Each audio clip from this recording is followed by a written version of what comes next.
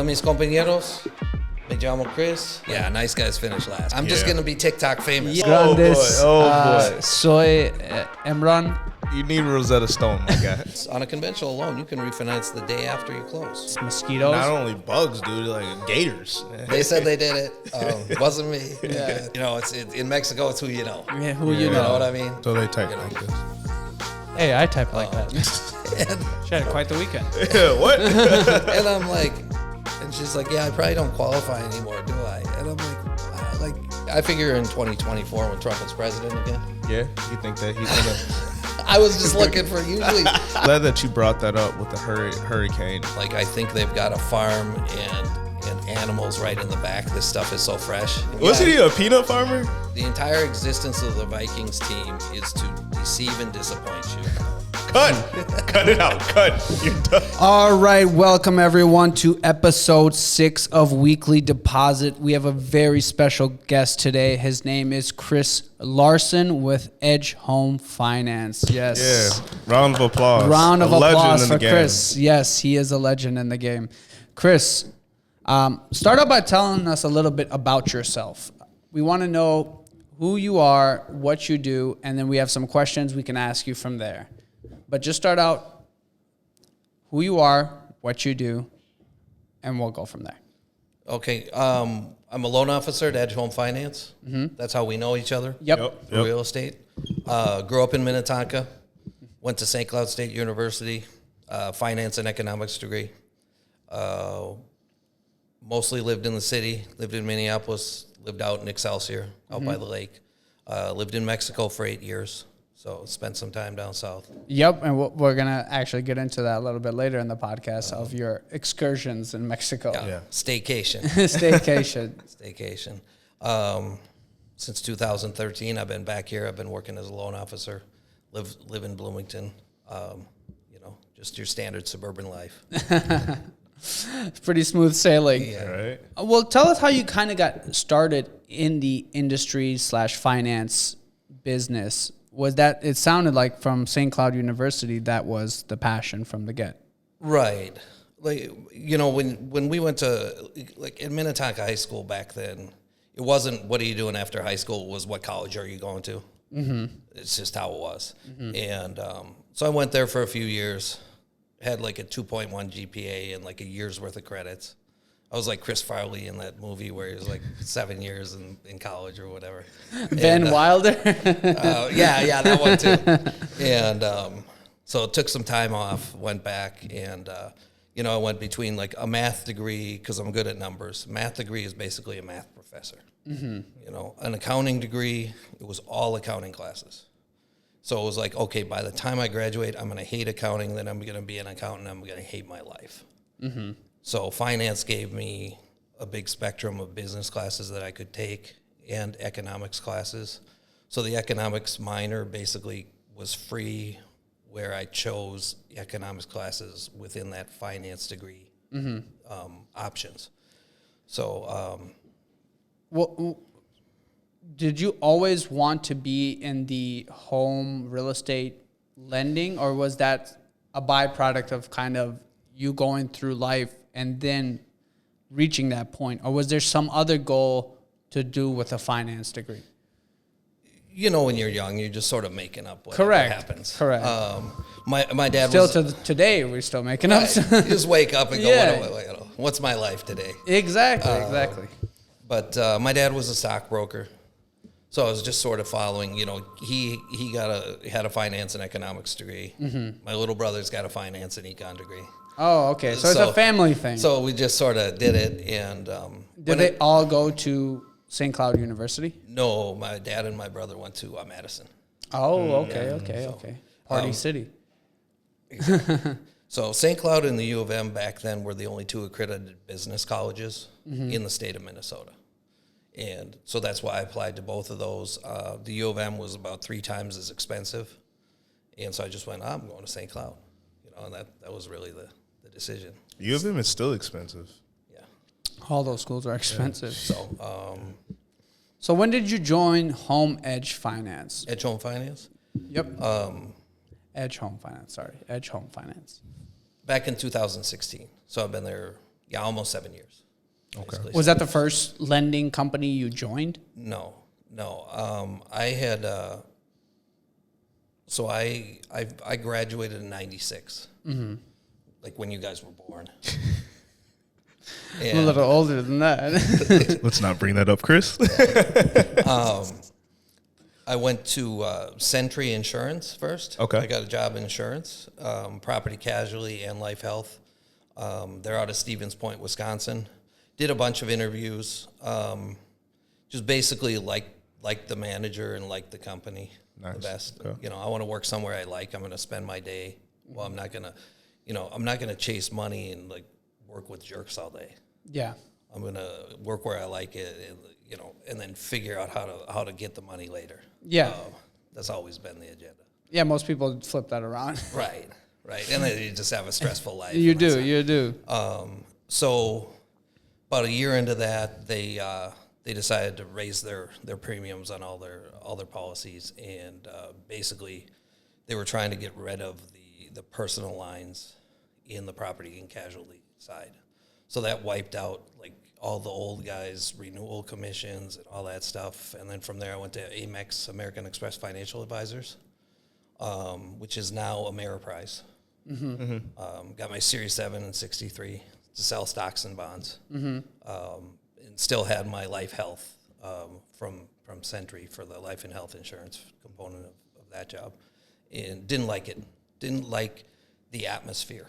It was a suit and tie, 8 a.m. to 6 p.m., real serious. Very corporate. Just. Yep. Hey, Steve, how you doing? Good morning, Christopher. That kind of stuff, and it wasn't my personality. So nothing against the company, great products, and nothing bad to say about the company. It just wasn't my style. Yeah, it wasn't you. A good fit. And it wasn't you. So I went back to the university for a little bit, worked on my master's, just because I was like, okay, I can get some grants, some loans, and just sort of chill out and figure out where I'm going. Gotcha.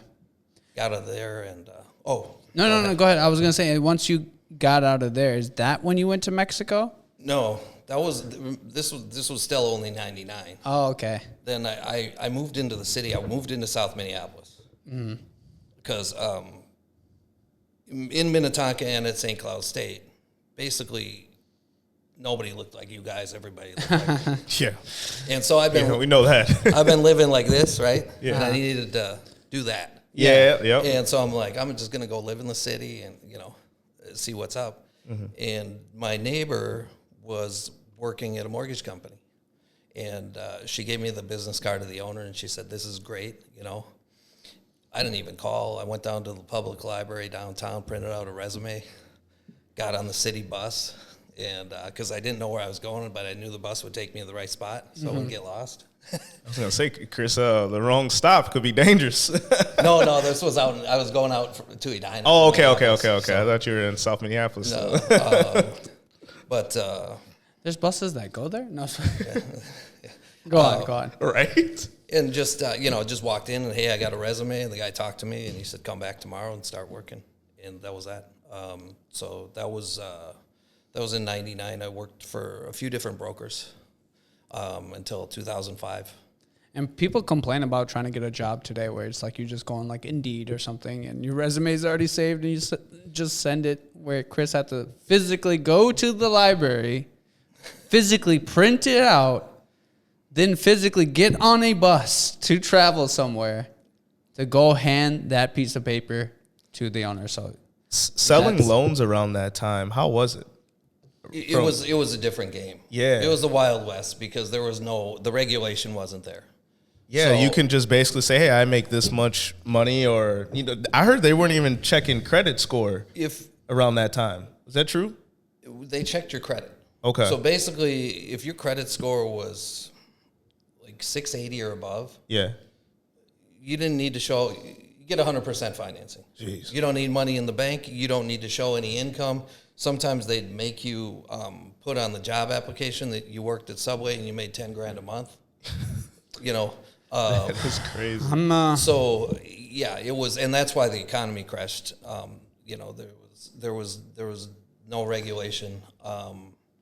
the credit rating agencies were rating the loan the loan project the loans that they were selling on the market. I'm sorry, just my vocabulary. No, you're fine. Lost it there.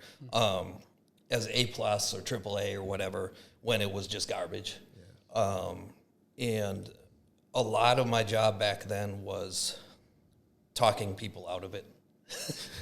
You qualify for a $300 or a $750,000 house, but you can't afford it. Can't afford it, yeah. But if you leave my office and go talk to somebody else, they're going to tell you qualify, and this is why you can't afford it. So don't do it because they. But I'm the manager at McDonald's. What do you mean I can't afford it? Exactly. Well, that's why a lot of lenders went to jail.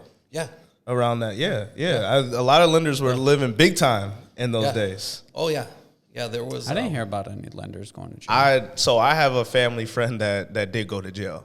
You must have been one of the few in between because no player. There was a lot that went. A majority of the people who were responsible, and when I say responsible, the big wigs are on the New York Stock Exchange, like the movie The Big Short or this.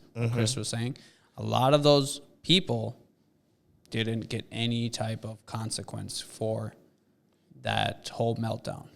Oh, right. But they're the big fish. They're the big fish, yeah. Correct. So it's like, okay, I guess. The little people pay the price. Yeah. And he was one that paid the price. Justice served. Yeah. How many do you know that went around that time? Because either they went to jail or they just got out of the game, or they could, stayed afloat like you because, you did it the right way.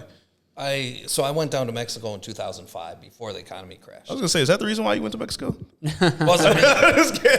I was on the beach. Wasn't me. I'm out of here. Was that Eddie Murphy Raw or whatever? Wasn't me. He changed his whole thing. Yeah. What was your Spanish name? Yeah, right. Whole different passport. Yeah. No, my buddy just asked me to go down with him on a road trip. He was going home. And so we went down driving.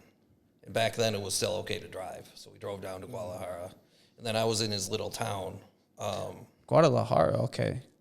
What is that, 3-4 hours? No, way more probably. Guadalajara? Yeah, Guadalajara is way down. It was in the west. 50 hours. Yeah, I'm like, that's... Yeah. Well, I guess when I said 3-4 hours, I meant from, San Diego, but yeah. Oh, no, it's the middle. It was a couple days driving. Because we got to the border... You got to the border, Tijuana? Nuevo Laredo, Texas. 35 the whole way. Yep. Got on 35 here and just went. Straight shot. Stop McDonald's, stop hotel. Yep. Back on 35, get to the border, cross the border, go through this customs, whatever. Matehuala, San Luis Potosí, Monterrey. That's, yes, I want to go there. Where it was, Zacatecas, Aguascalientes, through these little towns, through the basically the farming states in the middle of Mexico, and ended up in a little town outside of Guadalajara. I have a question about that. During being in Mexico and being a white guy in Mexico, did you ever think about it ooh, this can go south real fast? Because I'm an American. And you probably didn't speak Spanish at that time. Yeah, at that time. Yeah. I was already speaking Spanish. Oh, you were? I was already. Where did you learn Spanish from? I took it all through junior high, high school. Okay. So did I. That don't mean I was going to say, me too. Right. But I started when I was living in South Minneapolis. A couple of my neighbors who were a couple of Mexican guys told me, you should volunteer because I knew some Spanish. And there was a social service center where there was ESL classes right down the road. Okay. And they're like, look, for those of you that don't know, ESL stands for English as a Second Language. I know because I was in those classes, even though I could speak English. But anyway, continue. So I went down there and started volunteering, and then from there, now you're having conversations with the students and stuff like that, and then you start to pick up. You start utilizing the language, and then you take all those odds and ends pieces that you had, and they all come together. Yep. The puzzle starts to come together, and And then all of a sudden, now you're speaking in sentence instead of just saying una cerveza, por favor. You know, the basic Spanish, yeah. Cerveza en baño, Yeah. you know. And you're speaking it every single day. Right. And then from there, I started, you know, I was going to a Spanish conversation group over in Harmar, at the Barnes & Noble over in Harmar,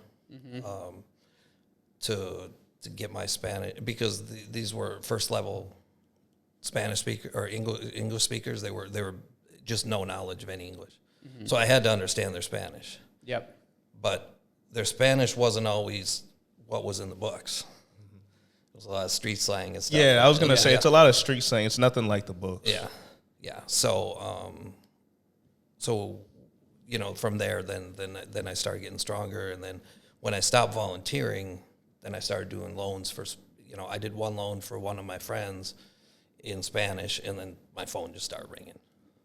So then from there, I had already done, basically, I was doing business in Spanish up here How long were you in Mexico?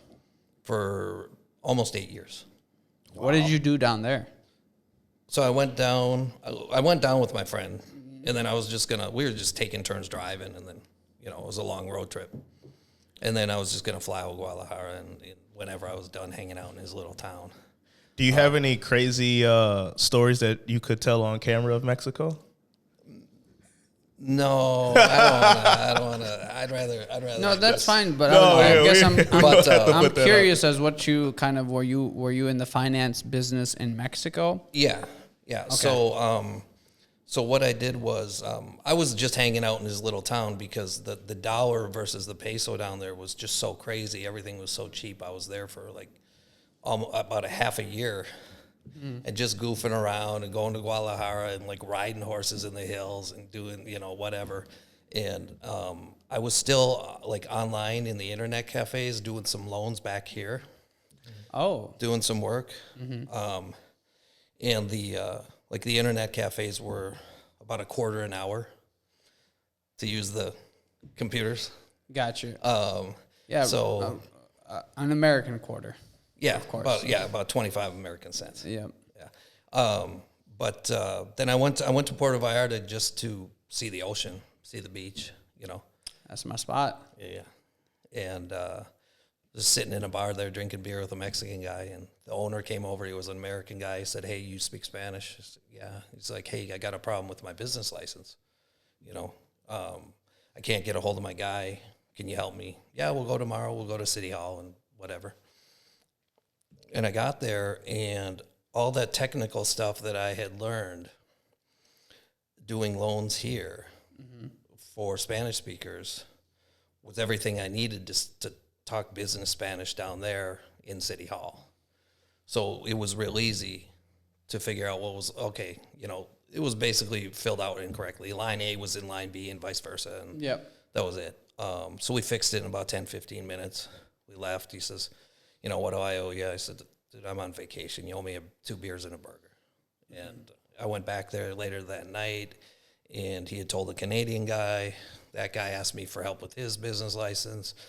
And from there, it just sort of started to... Snowball effect. Yeah, there was, you know,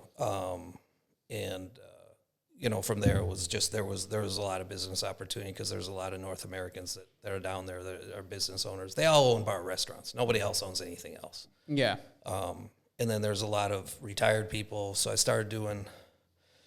was doing like small business accounting for the businesses. I was doing their business licenses, their immigration documents for them with the Mexican immigration. So the vice versa, what the Mexicans have to do when they come here. Yep. You know, you want to own a business, you gotta get a document, of immigration document as an employer. You know what I mean? You want to own a house, you need an immigration document first, or there's tax implications with the purchase transaction. So, you know, then you just basically, depending on whatever your situation is. And I was doing property transfers. I wasn't doing any mortgages down there. Gotcha. Mortgages down there back then, 35% down. I was just going to say the next question we had here what are the similarities and differences between buying a home here versus buying a home in Mexico? And one thing when I went to go look at properties in Puerto Vallarta, they told me the interest rate at that time, and that was last year, February, the interest rate was roughly somewhere around 14%. That's disgusting. Well, rates were lower back then. And so yeah, rates exactly. have gone up, So and rates have that's gone up. about correct. And I put here, I was like, we should be grateful because we are going crazy at about 6 or 7%, which again, Mexico is almost double that. But what about the price of the home? The price of the homes were about the same. They're similar? Especially, I mean, of course, depending on where it is, if it's closer to the ocean, they're Closer going to the ocean, yeah, like on the beach. Yeah, they're gonna ask a little bit more, but honestly, they're pretty decently priced. You know, you can get a decent condo where you can Airbnb for $190,000, $200,000. Okay. And that's Airbnb juiced the prices is what happened. Actually, back when I was there was no stable real estate market because Americans were coming in and going, oh, how much? Oh, that's only a third of the price in New York. Yep. Even though it was really 3 times what it was actually worth down there. Because it sounded like a deal to them, they were overpaying. Where somebody else who sold it to just some other Mexican guy would sell the same price, a house like right next door, the same exact house for a third of the price or a half of the price. So there wasn't any real stability. And then in the last few years, because of the Airbnb opportunities, investors have been buying up the shorelines. Yep. And they just, because it's priced as an income producing asset and not a residence, the prices are going up. Yeah, they're jacked. Yeah, the prices have gone up. Yeah, but you're still getting a better deal than you would for the same kind of property here. Yeah, I mean, 200,000, you get a nice view of the beach. I mean, it's not right on the beach, but a couple blocks down, 200,000. I mean, Well, it's going to be booked for the whole year, too. yeah, it's going to be booked for the whole year, yeah, and then when you want to use it, you can go. And Exactly. so this kind of leads us into our next transition to talk to Chris about kind of his Airbnb in Florida, how he came about that, and what his thoughts are on short-term rentals. He owns a property in Florida. Where in Florida?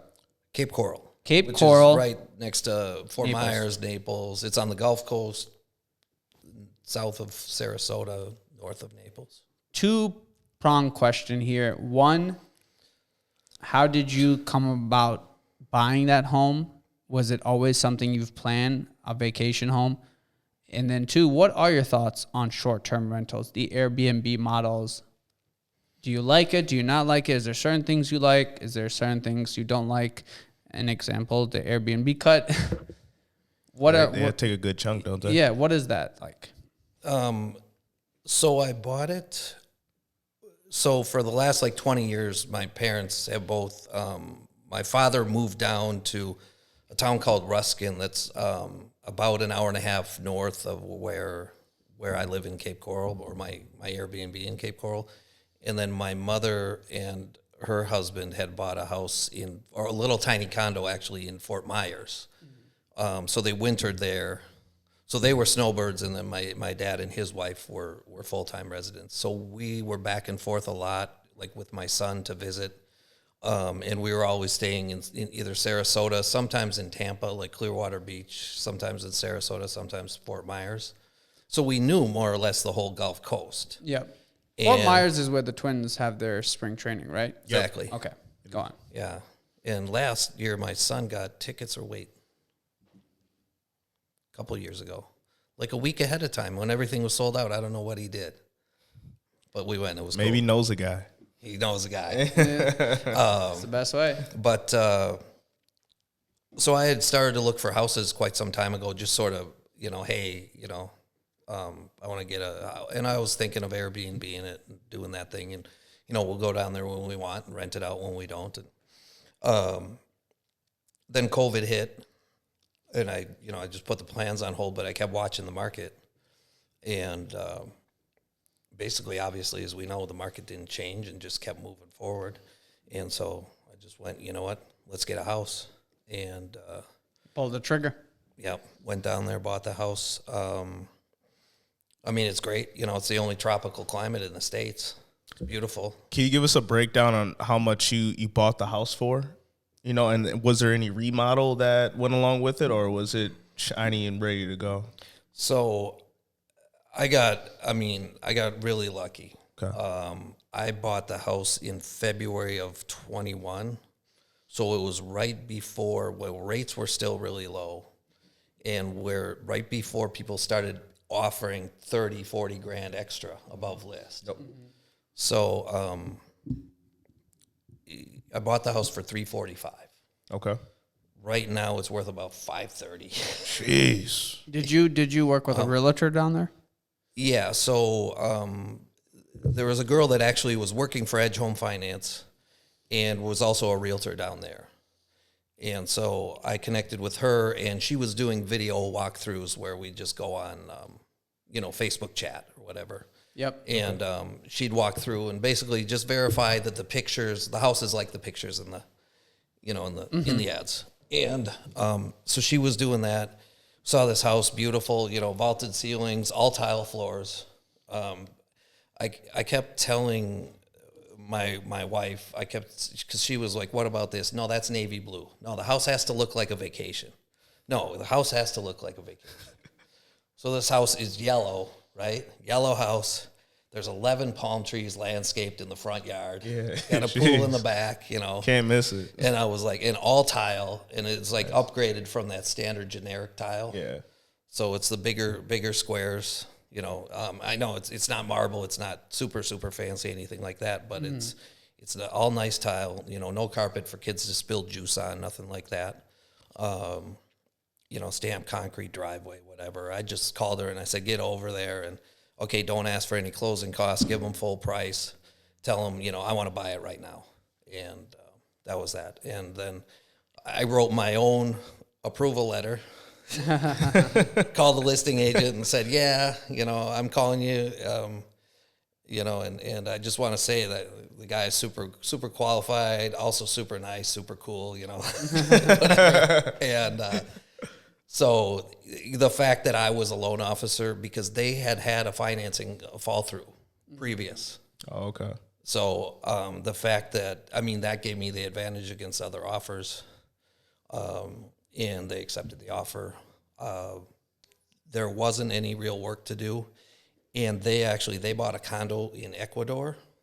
They're just some Americans from Michigan initially, but they bought a condo in Ecuador to retire to. So I bought the place furnished. Oh wow. Yeah. Oh, wow. So you were I literally got- ready I- to yes. Airbnb it the next day yeah. after It closing. was turnkey. Turnkey. Obviously, new bed sheets, those mattress covers and bed sheet, and we took checked out the mattresses, make sure there wasn't anything weird on there. Yeah. But they were in their late 60s, so the house, you can imagine what kind of quality furniture. Yep. And Chris used the term turnkey there. The term turnkey in the real estate world basically means it's ready to be rented out right away. There's no updates needed upgrades. or anything to fix. It's ready to go. It's called turnkey. So if you're an investor and someone tells you, I got this property, it's turnkey. It means it's ready to go. Continue, Chris. There you go. Yep. Exactly. So it was great. We got the caged in pool area. Yep. Like all the houses in Florida. It's a oversized pool area, so there's just walking room behind Yep. the pool and everything is in front, but there's room for more furniture in the back. That's the best thing about Florida. I like the caged in thing just due to bugs, especially here in Minnesota. It's mosquitoes. Not only bugs, dude, like gators and all that stuff. Like, Well, Yeah. that stuff too, but like they'll here, walk right through, right? yeah, gators would walk right through. But psychologically, I suppose it keeps them away. I mean, have you heard of a gator walking through one of No, those? no. They just don't. They just No, avoid no. it. No, I think there's something in my way. my thing Yeah. is like, they should put those in Minnesota because the mosquitoes here are crazy. They are. I think it's a the nuisance. snow, because the snow would. Oh, Yeah, the snow would. Because I just went, why aren't they? I was thinking of doing that. I'm just going to start putting Yeah. pool cages, but And the snow would be on the top, right? It would- But what about the? yeah, you'd have to design it. You could do it. Yeah. You could do it. And Yeah. anybody who had lived anywhere else where they had those before, Yep. they'd bite. I mean, you do well. Yeah, they're just pretty much screens. Yeah, you just need basically a aluminum frame. Yep. Put the screens. Yeah, it's together. basically like a gazebo. Yeah. I lost some pool screens in the hurricane, and there were no screens to be found in Home Depot or Lowe's or whatever in anywhere in the neighborhood. So I ordered it online for the pool screen guy. Now, I'm glad that you brought that up with the hurricane. Did your house get severely damaged in the hurricane, or just some minor stuff? Again, man, I got really lucky. Jeez. Too. We're about a mile inland, and I think we're at like 12 or 13 feet above sea level. Yeah. So I don't even need flood insurance where I'm at. Dang, Chris. And I mean, I studied for a minute though. I spent my time. Yeah, and I you waited. spent your time. I waited. It was a few years. No, I sort of waited to pounce. But There's some people that wait forever and never pounce. so- exactly. We need to take Chris to the casino because this guy is always getting lucky. Mystic, here we come. Yeah, right. Chris, tell us So- a little bit about so we know you lived in Mexico. You speak Spanish, Fluent. fluent Spanish. You're bilingual. Did you want to go back to the management company, to the Airbnb before we went over? Oh, yes. Okay. So I use a service. It's called Evolve, Okay. and there's a plug for Evolve. They advertise on Airbnb, VRBO, Booking.com, a bunch of other places. They do the advertising for you. They coordinate you with a property manager there in town, and then she coordinates cleaning, the cleaning people that come after the people leave, as well as they do a walkthrough right before your next check-in. So they make sure the bath towels are by the showers, and the beach towels are by the pool, and the toilet paper is there, and the hotel supplies are there basically. There's coffee by the Keurig. There's I buy just 24 flats of those half bottle waters, and that's stocked in the fridge and things like that. How much do you pay the property management company a month? So Evolve. So basically, Evolve does all that. Plus, they give you $3,000 of damage coverage for each individual group. No questions asked before you have to get into insurance claims and anything like that. And they give you $1 million of liability. And they charge 10%. That's it. Okay. And then as far as the property manager to coordinate the cleaning and stuff, she charges $185 per cleaning. But her fee is included in that $185. So that's charged to the guest. Okay. So I think she takes like 40 of that, and then the cleaning crew gets $145. Okay. Something like that. And how much do you charge a night or day for your Airbnb? So Evolve uses something called smart fees. So it's just basically an analysis of how much demand there is and what the other rates for comparable housing is going for. That's It smart. changes day yeah, by day. so you're And- changing the day, but okay. Yeah. So you're not handling any of that. They do everything. Oh wow. Okay. And, that's good. Smart. That is very smart. Yeah. And then each month I do have to pay the hospitality tax to Florida, although there's a service that I pay $20 a month, and then I do but again, Evolve, I click on financial reporting, I go to taxes, I go last month, it shows me exactly how much revenue I had, how many taxes were collected, and then you basically fill out a report with the other company, and then they just take it out of your account. Okay. But the reason I pay $20 a month is that if things go wrong and the Department of Revenue comes after me, now I got a finger to point. Yeah. It's fairly cheap insurance. Take the liability off. Exactly. Hey, Like, it was those guys. Hey. They said they did it. Wasn't me. Yeah.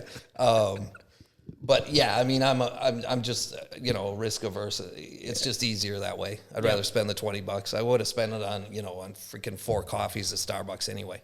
You know what I mean? Yeah, might as well cover your tracks. Exactly. So yeah, it's a really good service. There's not a lot of headaches once in a while. Do you plan on getting more? I planned on already having another one, except the rates went up and the prices went up so much in that neighborhood. My plan was to last February I already have a second home. But because prices went up so much so quickly and then the rates followed, the payment I have now versus the payment I would have for a new house, there's a lot less margin. You think the rates are going to go down? I mean, sooner. I figure in 2024 when Trump is president again. Yeah, you think that he's going to... I was just looking for, usually either people freak out one way or another, right? I was looking for a reaction there. You just kept a straight face. Man. Yeah, player, I'm worried about myself. When people get into I want, Biden or Trump or whoever it is, like, they ain't coming to save me. So. No. False gods, man. False gods. Yeah. But yeah, they'll back down sooner or later. Yeah. Okay, they'll go back. There's always a lag between home prices, and the interest rates. So like Chris was saying, sellers were still increasing their home prices while the rates simultaneously were increasing too. Yeah. So that's where the drop-off started to begin. Now sellers are starting to notice that, and the market has shifted a bit, so the prices are starting to stale or go down. Yeah. So it's a buyer's market right now. It is. It is or a buyer's more market. of a buyer market than it has been for probably 6 or 7 years. I would say that. I mean, even when I bought in 2019, it was still a seller's market, and it wasn't anything crazy like the last 2 years, but it was still multiples and everything like this. So yeah.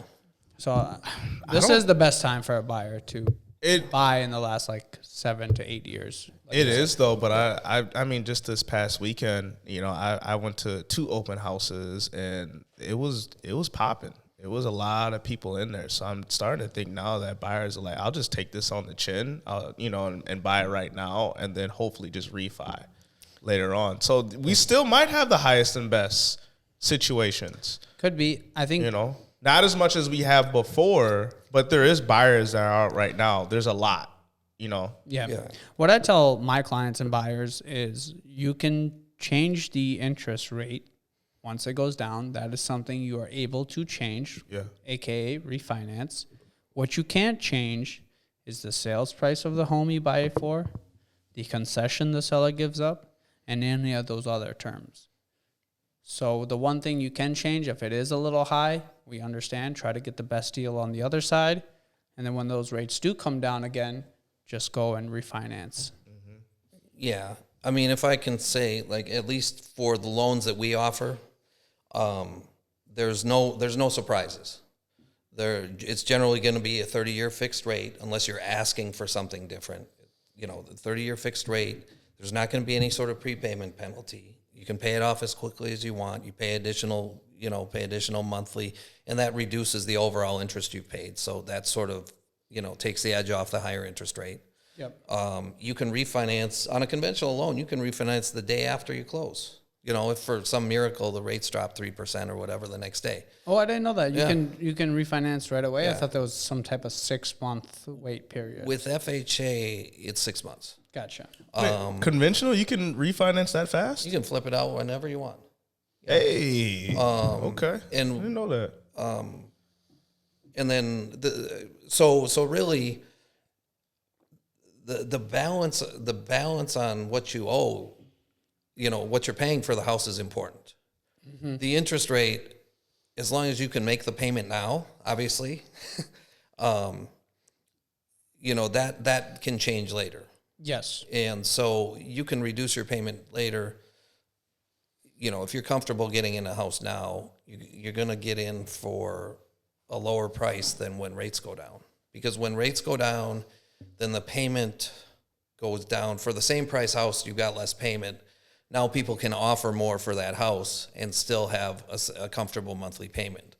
And because most people are looking at monthly payment and not actual sale price, when rates go down, prices go up. Yep. And vice versa. Yep. That's true. So in a high rate market, technically, you're getting a better price, if that makes sense.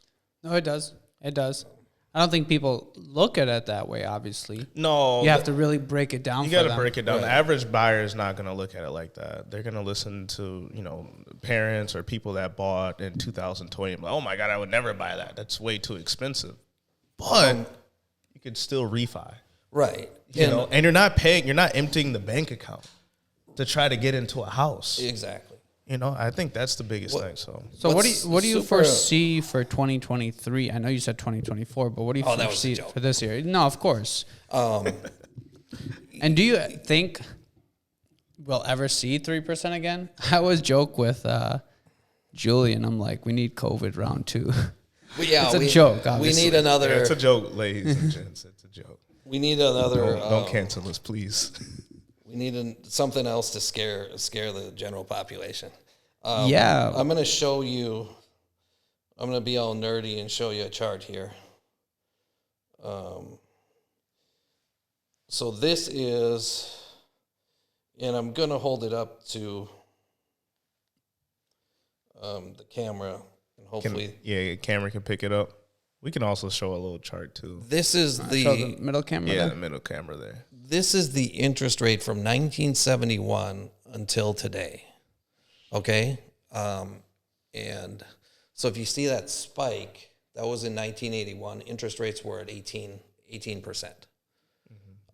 So they were going up. I always say, well, Jimmy Carter doesn't think interest rates are high because he was the president from 1977 until 81. Mm-hmm. Nobody gets that joke because nobody's old enough. I just laughed because he brought up Jimmy Carter. Jimmy Carter. Who's that guy? He's the Habitat for Humanity. Habitat for Humanity. Yeah. Wasn't he a peanut farmer? Yeah, he was a peanut farmer. Yeah, he was a peanut farmer. In Georgia. Yeah. For you young people out there, Jimmy Carter was a president before Ronald Reagan. Yeah, he was I wasn't alive or anything, but a lot of people say he was a little too nice for the job. He was. He was just nice guys finish last. He's a peanut farmer. Come on. But the historical average, basically, for that chart is about 7.5. Mm-hmm. So right now, where we're in the 6s right now, we're actually below the historical average. Yep. It's just that because the economy crashed in 2008, and then rates were artificially low to stimulate the economy for so long, and then we just started to sort of get our feet on the ground, and then COVID came. Mm-hmm. So the rates have been in the 3s and 4s for 10 years, and everybody's spoiled, But like in the early 2000s when I was working, the rates were about 7. They dropped to 5.5, and everybody was super happy, right? But when rates were coming up from 3 to 5.5, and I said 5.5, everybody was pulling their hair out. Perspective, Exactly.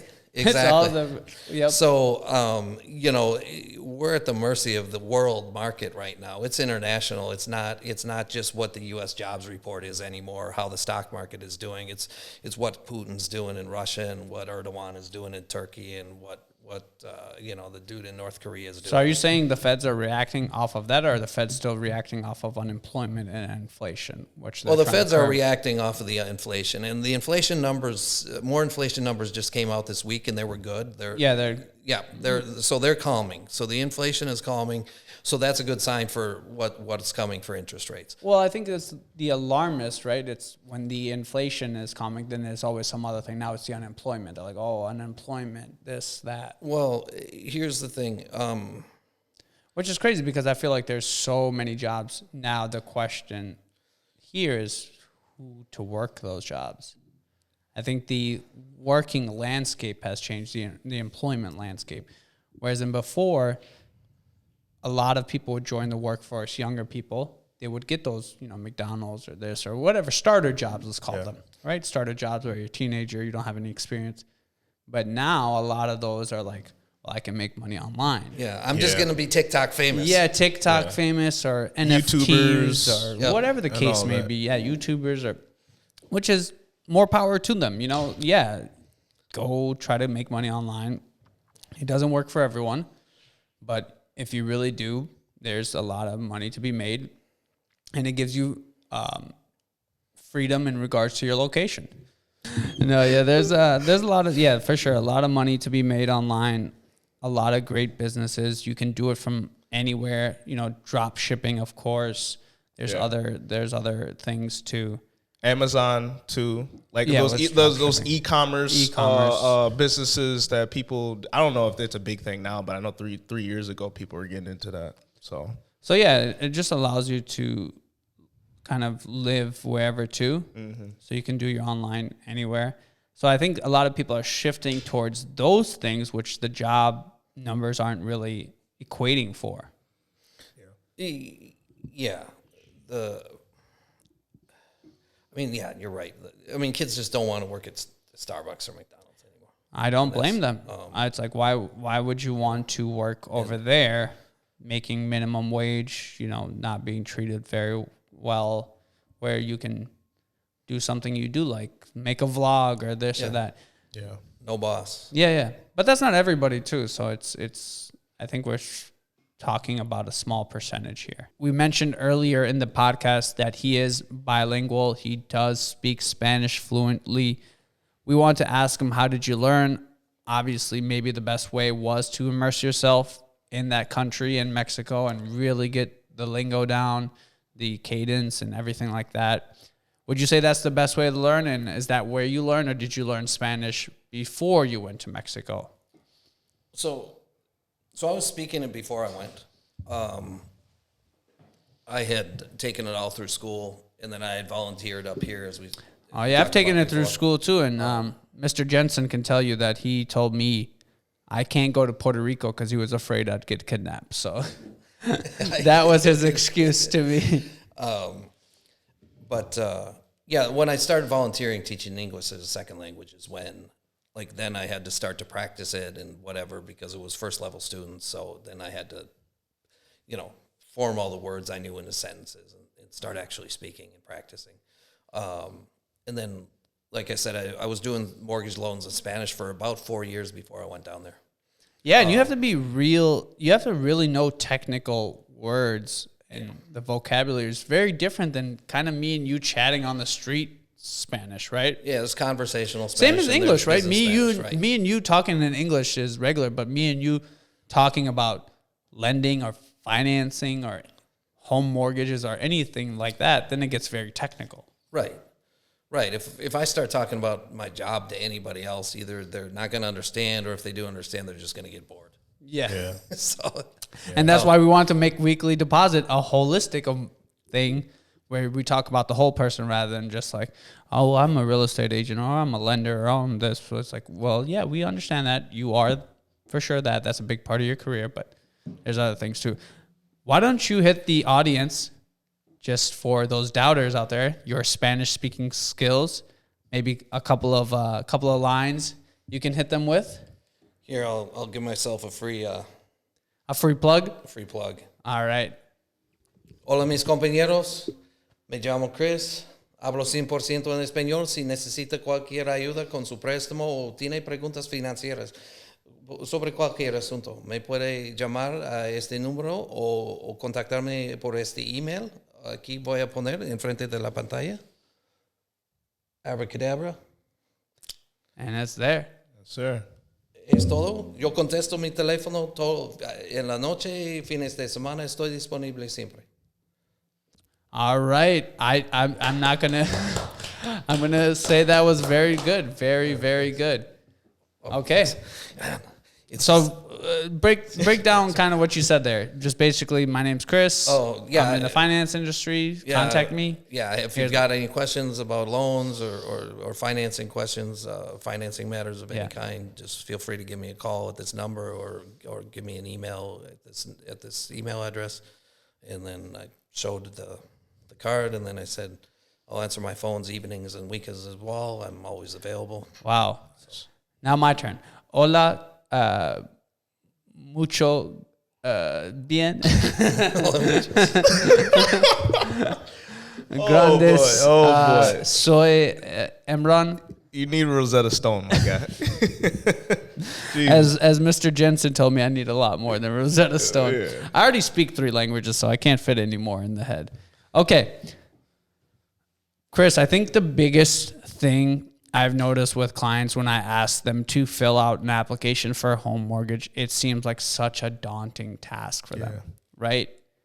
what is the simplest way where you can just say, my app is 1 page long. It takes 2 minutes. These are the XYZ documents I need, and I can at least get you an answer. I want to make it as simple as possible. The simplest way possible is because basically I'll say, go to my online app, fill out the application, and then upload these income docs or, the documents necessary. How long does the application take on average? It's pretty basic information, right? It depends on your computer. Yeah, your name, your current address, your places of employment, in the last few years, how much you make. Yep. Really beyond that, it's answering there's some declarations, have you gone bankrupt in the last 7 years? Yep. Are you in the middle of a divorce? Things like that. It's super quick. I just think people get super daunted when it's, hey, fill this application out. Because when you heard the word application, you're like, oh my God. Right. It's like I have to go through pages and this and that. I mean, I've got a lot of people who just don't have any computer skills at all. Mm-hmm. There's no computer labs when you go to school in another country. So they type like this? No, they don't type. At all? Just so they can't. Oh, okay. No, they got nothing. Hey, I type like that. And so basically, I just request the documents. Okay. I need a copy of your driver's license. I need your W-2s, your most recent check stubs, your bank statement. Yep. And then basically, they've got to go to the bank and ask for a copy of their bank statement unless ones came in the mail. They can't go online and pull it off the internet or anything. But with the income and asset information that I need, those documents, I just type up the application. Yeah, I just do it. Yeah. And it takes me, less than 3 minutes. You can zip right through it. Yeah, so if you're really computer averse or you're just incredibly lazy, just send me all the docs I need and I'll do it for you. There you go. Or send it to me and I'll send it to Chris. Right. As simple as that. We wanted to make it simple, as simple as possible. Yeah. Okay, transitioning to our next question. What are some big red flags in the home buying process that you should look out for? And what are some things that you should absolutely not do when buying a home? So in what context do you mean red flags? For I guess the red flags one is a little bit more not on the financing side. But is there certain things that you guys do look on the financing side where it's like, there's some red flags? Like this is a jumpy application here. Like, as far as you got like, the hours and the rate of pay and the total pay don't add up and the check stubs. That's things like fraud, but that's not really pertaining to what the client, what the consumer wants to, what a red flag for is in buying a house. Mm-hmm. In my opinion, the red flags is there mold? Okay, go somewhere else. Yeah. Structural like in damage. The house. Yeah, the actual house. Yeah, because really the financing, what you want to look out for is basically people won't give you a straight answer. You got a loan officer who won't explain it to you or uses big words just so you won't understand. That's not good. You need to. You're asking for a loan that you're going to be paying for basically the rest of your life, 30 years. So, when you're not getting a straight answer, when you're not getting documents so you can see like what costs are included and how the transaction actually is, then that's a red flag. And I would assume it's the same with realtors. Correct. Well, there's a lot of red flags. Yeah, you can say. Yeah. How about the second part of that question? What are some things you should absolutely not do? For example, like the one we were talking about before the podcast. Oh, okay. So when you're qualified for a loan, you're qualified with like a snapshot of your financial situation at the time you're approved. Now you're going to go out and look at homes and things like that. That's going to take a week, 2 weeks, 3 weeks, however long it takes. Yep. You don't want to run your credit for any reason. You don't want to buy anything new. You buy a car in the process and now you got an additional $600 payment and you don't qualify anymore. And we're not going to know if you don't tell us.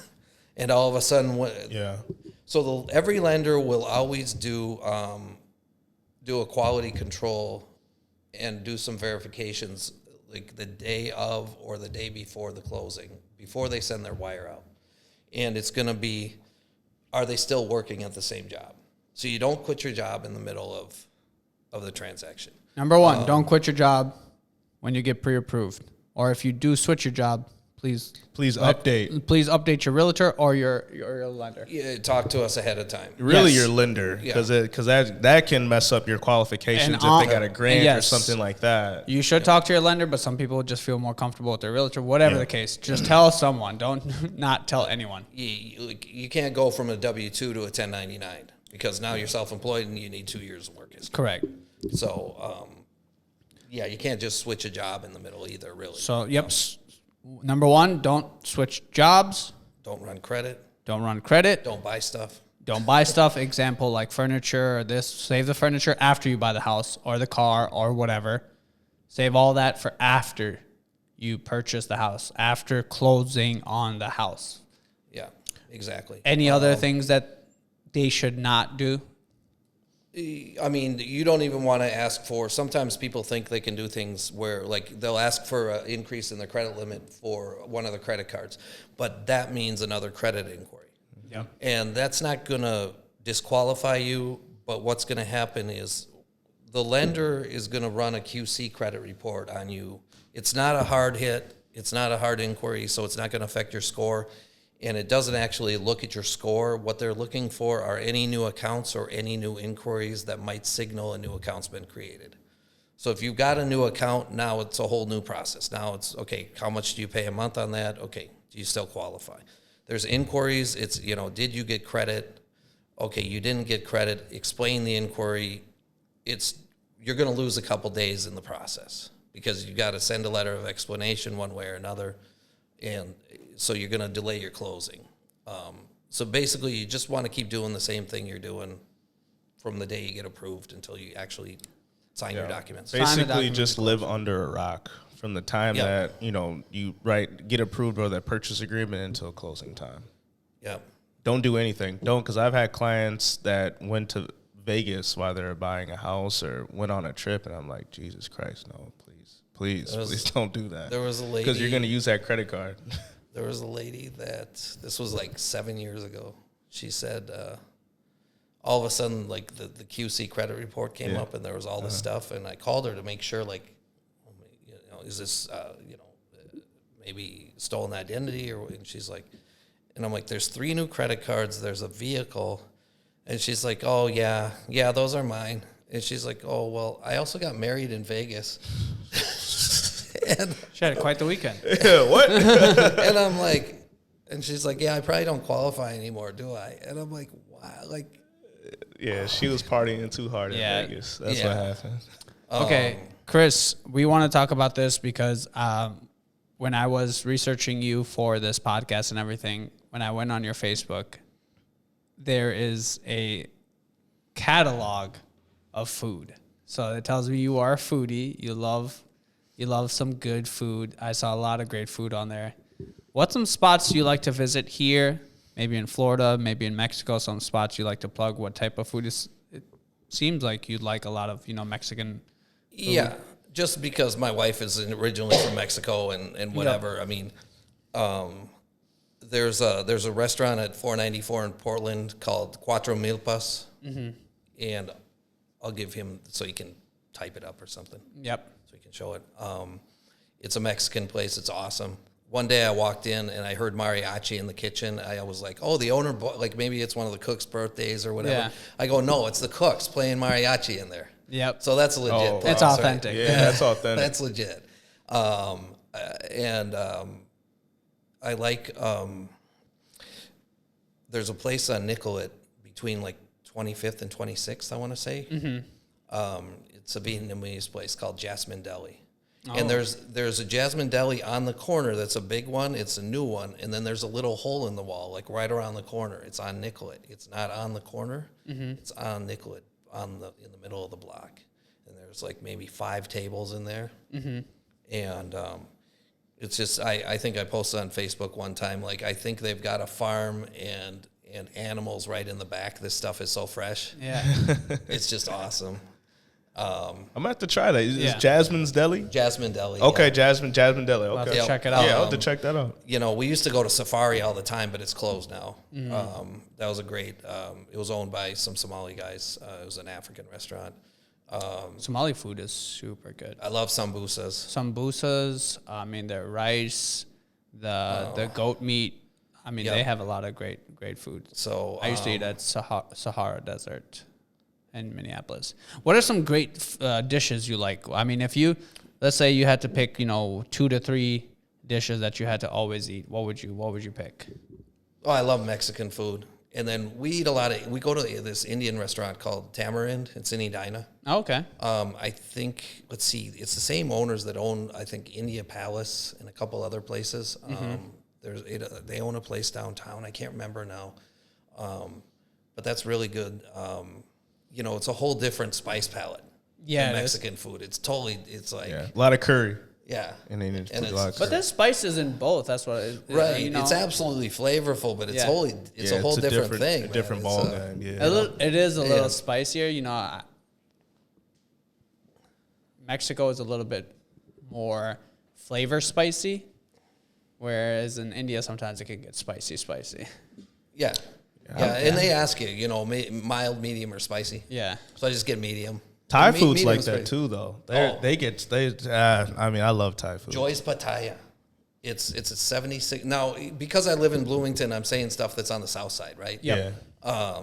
It's at 76 in Lindale. I told my friend about it, who was working at 74th in Lindale at the time, and he said, "Oh, that place that looks like a shithole." And I'm like, "It's a family-owned. Yeah, it looks like just." I will an tell you, the old beat-up places, the building. hole in the walls, the That's the best shithole food. places have the best Yeah. food. That's the best We were in food. Turks and Caicos, and this lady literally like a hut. We went over there, and she gave us like oxtails and some other Caribbean food. Yeah. Oh my God, it was so good. It was better than some of the quote unquote 5-star restaurants we went to. So Yeah. And then you want to try the Thai iced tea. Yeah, They've that got- Thai iced tea. have you had that? Yeah. So I go to Coconut Thai a lot, and they have the Okay. iced. Yeah. I And go to I one think on most of Grand. the Thai places have it. Yep. Yeah, But, it's good. and if you go to any sort of Somali place, you want the Somali tea. The Somali tea is hot. Oh, And you want the Somali tea with milk. With milk. oh yes, chai tea. Yeah, Chai tea. Yeah. Yep. Yeah, in Arabic they say khay or whatever. Yep, It's that KH Yeah, letter that I can't. Yeah. How do you say it? Emma? Ha. It's a kha. Ha. It's a kha. It's a KH at the same time. Yeah. Yeah. Say the I'm letter not- K and say the letter H Yeah. at the same time. Hawk. Yeah, it's K and H at the same time. Kha. Yeah, I ain't gonna get it. Yeah, it's, All right, you guys. I want to just kind of bring up 2 more topics, and we'll kind of wrap it up here. The one topic, obviously, we've been talking about Mexico. We live in the U.S. Everything, the next World Cup. I know we brought this up in the last podcast. The next World Cup is in Mexico, here in Canada. A couple of places that you mentioned. Guadalajara is hosting a few of the games. Monterrey is hosting a few of the games. Mexico City is hosting a few of the games. There's obviously Miami and other places.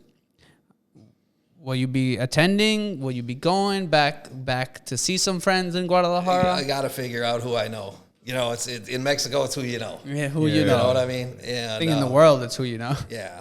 No, I got some important friends in Guadalajara, so I think I'll be able to. Perfect. arrange something. Okay. Nice. So we know who we need to talk to, who we need to know. Yeah, Chris. We need to know Chris. When you fly down there, just add on 2 more tickets. Yes.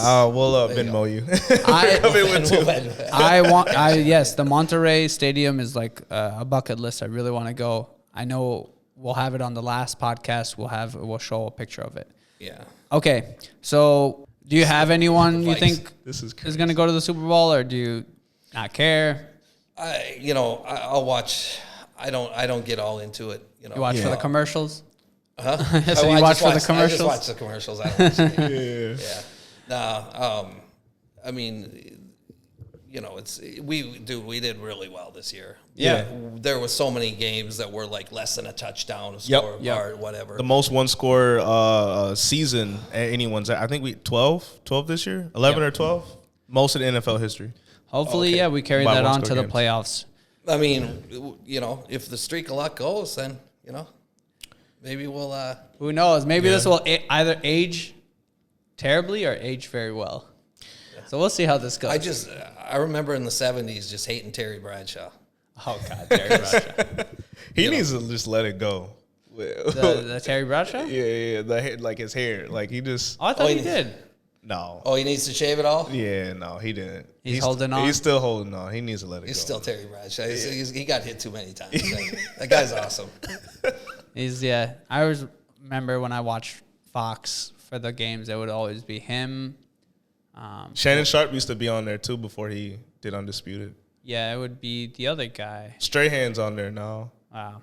Huey, I think it's like Huey Long or something like that, or I don't know. Howie Long. Yeah, Howie Long. Yep, Howie Long. He's still on there too. Yep. Okay, Chris, it was, wonderful podcast. We enjoyed having you here so much. A wealth of knowledge. Thank you guys. You've had so much experience, not only on the lending and finance side, but just worldly experience, going out there, knowing how to buy a home in Mexico or the Airbnb or a lot of other things. I think what we'd want to do here is have you in Spanish say goodbye to everyone. Tell them this was episode 6 of Weekly Deposit with Chris Larson. And then we'll be back again. I think the best way to end this podcast is on the Spanish note. I agree. Okay. Gracias, mis amigos. Este era número 6 de how many? 6. Yeah, but of how many years? Or the first year? This is our podcast? Yeah. First. Oh, yeah. This is our first year, episode 6. So we're still super new. Okay. Hopefully, we'll have you back at episode 600. Okay. Número 6 del primero año. Así que esperamos que vamos a tener más años y estoy aquí para el número 100. Y gracias, amigos, que tengan un buen día y llame cualquiera de nosotros si necesita cualquier ayuda con sus asuntos de bienes raíces. Gracias, everyone. Thank you for watching. Thank you for listening. This is episode 6. We will be back with episode 7. A big thank you to our special guest, Chris Larson. Thank you for coming on. Thank you, guys. See ya.